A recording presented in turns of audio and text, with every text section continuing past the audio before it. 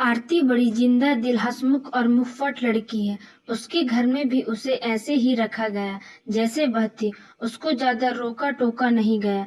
पहले मेरे mummy papa ने कोशिश की, लेकिन फिर उन्हें समझ आ गया कि मेरा स्वभाव ही ऐसा है। इस स्वभाव के चलते मेरे दोस्त में लड़कियां कम थी, लड़के ज्यादा थे। मेरी माँ को मेरी चिंता रहती है कि कल को ससुराल जाएगी तो वहाँ क्या करेगी। पर मेरे पापा कहते थे ऊपर वाले ने इसके लिए भी कुछ अच्छा सोचा ही होगा। मेरी शादी की उम्र होते ही मेरे लिए रिश्ता ढूंढना घर वालों ने शुरू कर दिया। कई तो घर तक पहुंचते ही नहीं थे। उसके पहले ही केवल इसीलिए मना कर देते थे कि लड़की बोलती बहुत है। अब बताओ भला, यह भी कोई कारण हुआ किसी को रिजेक्ट करने का? लेकिन आरती को इन सब बातों से कोई फर्क नहीं पड़ता था। वह अपनी लाइफ में खुश तथा बिंदास थी। आरती को पता चला कि एक लड़का उसे देखने घर आने वाला है और माँ ने मुझे पहले ही कड़ाई के साथ बोल दिया है कि तू अपनी हंसी और बातों पर कंट्रोल करके रखना।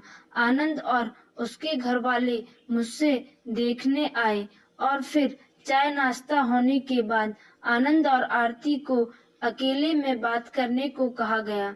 आरती एकदम चुप बैठी थी। फिर क्या था, जैसे ही आनंद आए आरती का बोलना चालू। उसने सब पूछ लिया जो उसके मन में था। कितना कमाते हो, घूमने का शौक है कि नहीं। बीच में आरती को लगा कि कहीं यह मना ना कर दे, पर आनंद को मेरी यह बातें ही पसंद आई। घर वालों ने शादी करा दी। आनंद बड़ी सिटी में रहते हैं, वही अच्छी जॉब है, इसीलिए शादी के 1 महीने बाद मैं भी वहीं चली गई। आनंद सुबह 8 बजे ऑफिस जाते थे तो 6 बजे वापस आते थे। ऑफिस के सारे उनके फ्रेंड एक दिन हमारे यहाँ खाना पर आए। शादी के बाद यह पहली बार था जब सब मिल रहे थे। उस समय तो आरती बात नहीं की, लेकिन जब घर में वो आए तो मैंने सबके साथ खूब गप्पे लड़ाए। आनंद के बारे में पूछा। आनंद मुझसे बोल रहे थे कि यह मुझसे ज्यादा तो तुम्हारे दोस्त लग रहे हैं। उसमें ही आनंद का एक दोस्त था, राजा। वो पहले ऑफिस में था, लेकिन अब वो फैशन डिजाइन करने लगा था। मैंने उसके साथ भी खूब बातें की। वो मुझसे खाना सीखना चाहता था। मैंने भी बोला आ जाओ, तो मैं तो पूरा दिन फ्री रहती हूँ, कभी भी आओ। आनंद सुबह जब ऑफिस गए और अगले दिन सच में वह खाना सीखने आ गया। थोड़ा बहुत मैंने उसे सिखाया और शाम को वापस चला गया। राजा अपनी कैब भूल गया था। जब आनंद ऑफिस से आए तब उन्होंने मुझसे पूछा कौन आया था, क्योंकि उन्हें कैब दिखाई दे दी। मैंने बोला आनंद कल खाना सीखने को बोल रहा था, आज आ गया, अभी तुम्हारे आने के पहले गया है। उनका चेहरा थोड़ा उतरा। वो बोले अच्छा, इतना रुका तो मुझसे भी मिल लेता। मैंने उस समय उनकी बात पर इतना ध्यान दिया नहीं। अगले दिन जब वो ऑफिस से आए तो राजा घर पर ही था।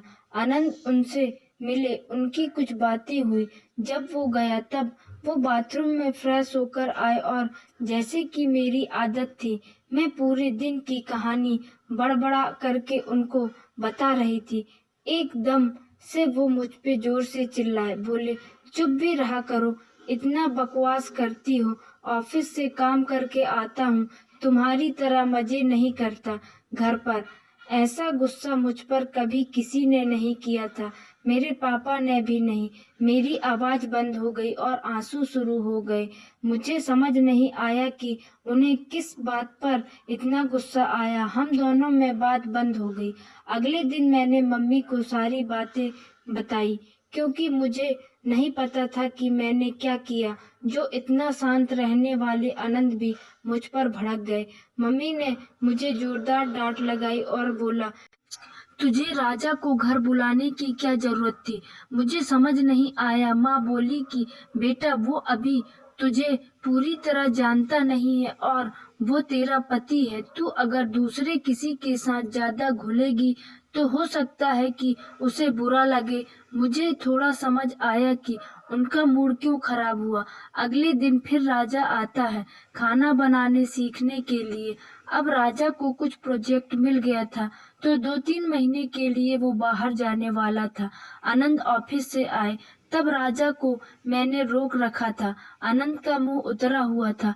बातों बातों में मैंने बोला कि मैं बहुत खुश हूँ। राजा को कोई प्रोजेक्ट मिला है, वो बाहर जा रहा है।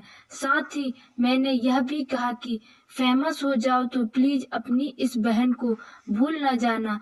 राजा बोला, अरे बिल्कुल नहीं, अभी कुछ दिन से आपकी वजह से मेरा पेट ठीक है, वरना बाहर का खाकर इन्फेक्शन हो रहा था। अनंत का चेहरा अब बदल गया था। उसके चेहरे पर बहन सुनकर स्माइल आ गई थी। राजा गया। मैं अनंत से बात अभी भी नहीं कर रही थी, क्योंकि वो मुझ पर भड़का था। आज उनके तेवर बदल गए थे। मेरे पास में आना चाहते थे, मुझे मनाने। फिर उन्होंने थोड़ी कोशिश की। तब मैंने बोला कि आप कल क्यों गुस्सा हुए थे? इस बारे में मुझे सही बता दोगे तो मैं मान जाऊंगी। वो बोला कि ऐसे ही कुछ ऑफिस में ज्यादा काम था।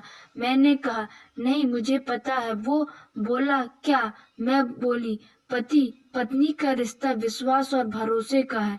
आप अगर मुझे कुछ बताएंगे नहीं कि आप क्या सोच रहे हैं या क्या गलतफहमी पाल के बैठे हैं, तो मुझे पता नहीं चलेगा। मैं समझती हूँ कि कितना भी सही इंसान हो, मन में ऐसे ख्याल आ ही जाते हैं। आपकी जगह मैं होती तो शायद वही सोचती जो आपने सोचा। लेकिन हम बात करके एक दूसरे को समझ के सब बातें सॉल्व कर सकते हैं। उनके चेहरे पर एक बड़ी स्माइल थी। अब वो मुझे ज्यादा समझदार समझने लगे। गलतफहमी एक बड़ी वजह है पति पत्नी के रिश्ते को कमजोर करने की। बात करिए, बात ही बिगड़ी बात फिर बना सकती है।